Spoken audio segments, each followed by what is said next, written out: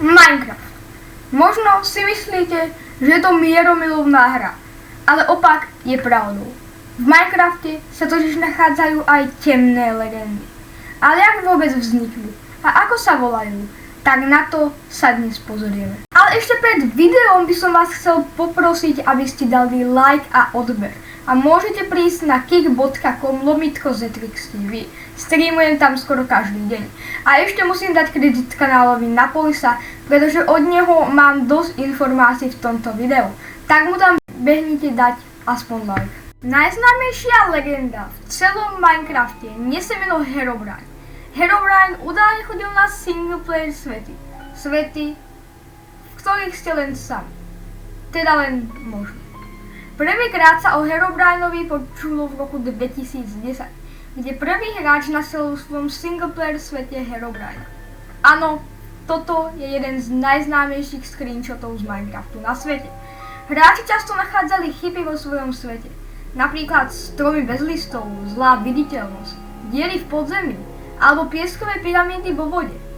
Herobrine mal skin Steva, ale s bielými očami. Po vyšetrovaní skupiny hráčov, ktorí ho videli, tiež zistili, že pochádza zo Švédska a malo sa údajne jednať o brata vývojára hry Noč. Nakoniec sa ale zistilo, že šlo len o chybu. Čiže áno, Herobrine skutočne nie je, ale je to len vymyslená postava, ktorá s najväčšou pravdepodobnosťou neexistuje. Ale predsa to niečo nesedí. Od starších verzií až po novšie vždycky písali správu Herobrine Remoted, čo v preklade znamená odstránený Herobrine. Ale jediný update, kde sme túto správu nenašli, bol Witcher update. Doteraz nevieme, či je to chyba alebo sranda. Teraz sme videli Herobrine, ale poďme sa pozrieť aj na niečo o mnoho horšie. Píše sa dátum 17.12.2013. Podľa človeka, ktorú Entitu 303 zachytil prvýkrát, to nie je len hráč, ktorý straší, ale aj skutočný hacker. A prečo? Pred niekoľkými rokmi to bol zamestnanec štúdia Mojang, ktoré vytvorilo Minecraft. Noč ho ale vyhodil. Prečo? To sa už asi nedozvieme. Jeho život bol dosť ťažký. Podľa príbehu prišiel o obidvoch rodičov, ostal mu len starší brat, ale aj ten za pár mesiacov zomrel. Vyhodenie v Mojangu a smrť celej rodiny nezniesol. Stal sa z neho hacker s jasným cieľom pomstiť sa Mojangu. Jeho znaky na serveroch zanechával náhodné vybuchnutie TNT a hlavne objavenie sa správy 303 v chate.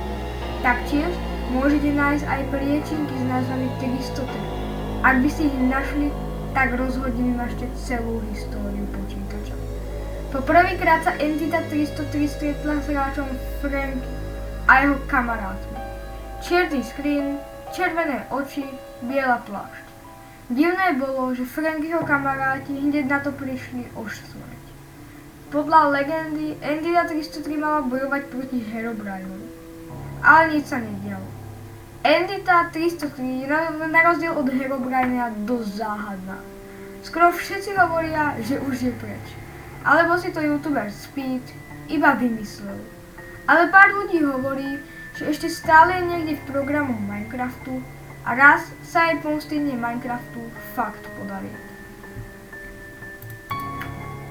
Možno vám toto meno na začiatku nič nehovorí, ale možno sa rozpamätáte, keď vám ukážem tento skin. Vidíme len celú čiernu postavu s bielými očami. Nul proste ničil svety a podobne.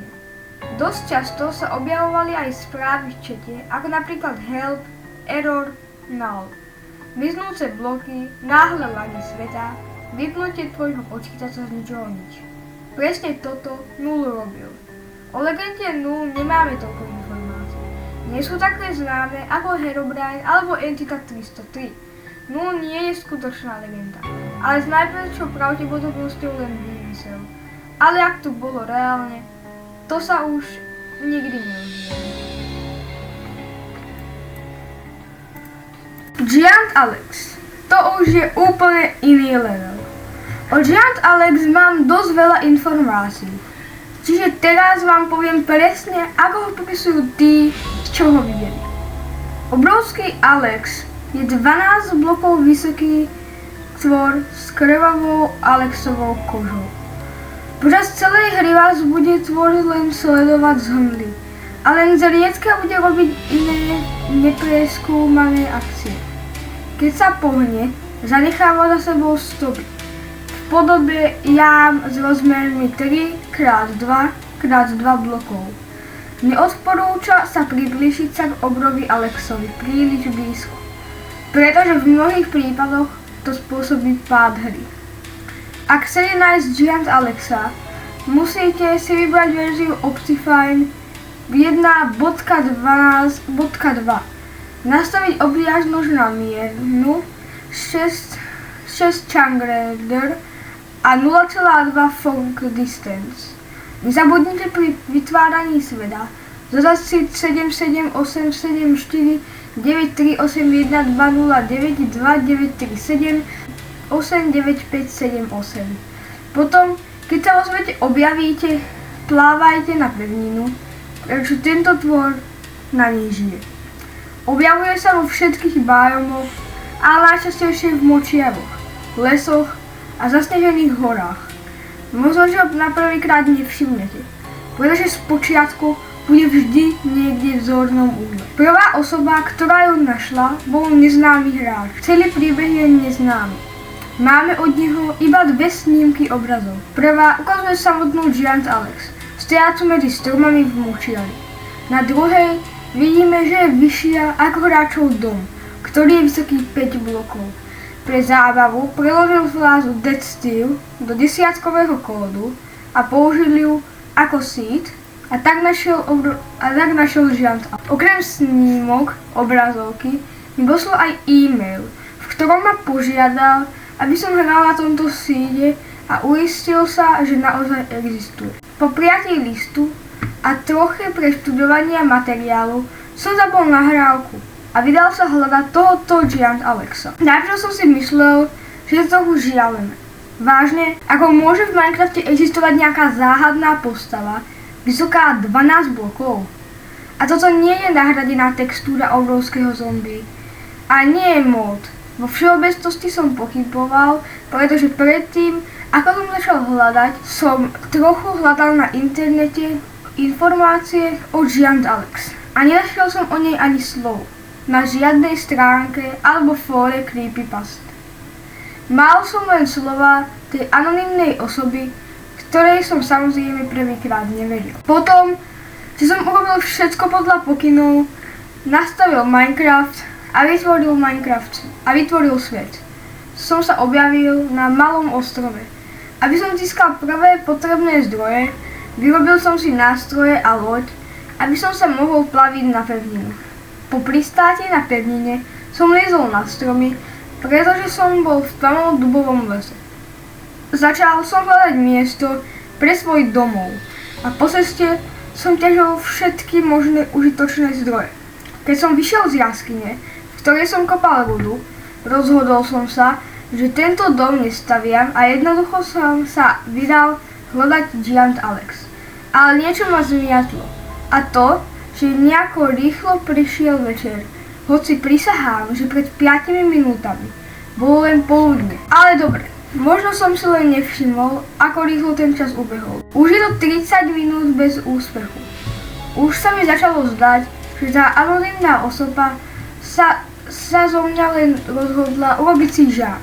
Ale rozhodol som sa ešte trochu pohrať, možno ešte neuplynula určitá doba. Ale kvôli tomuto hrobovému tichu sa mi zdalo, že ma prenasleduje. Ale jednoducho som si ju nevšimol. Toto je stále jej štandardné správanie. Ale potom zrazu nájdem dieru, potom ďalšiu a ďalšiu. Boli veľké 3x2x2. Začali sa objavovať jej znamenia. Znamená to, že naozaj existuje. Rozhodol som sa sledovať tieto stopy, ale narazil som na jaskyňu s rudami.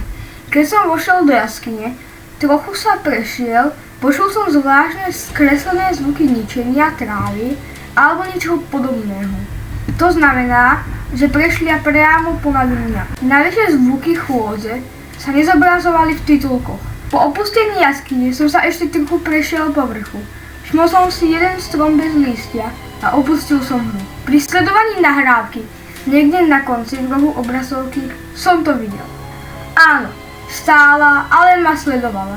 No a môj úprimný názor na toto, neviem, či je to pravda, alebo len mýtus. Ja osobitne tomu moc neverím, ale si som zatiaľ neskúšal.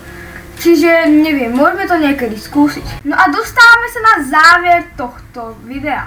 Minecraft Legendy samozrejme oveľa viac a o každom z týchto štyroch by sa dalo dlho rozprávať. Ale to by toto video malo asi 2 hodiny. Dúfam, že som vás moc nevystrašil. Preto keby ste chceli part 2, dajte na toto video aspoň 8 lajkov. No a uvidíme sa niekedy inokedy u iného videa.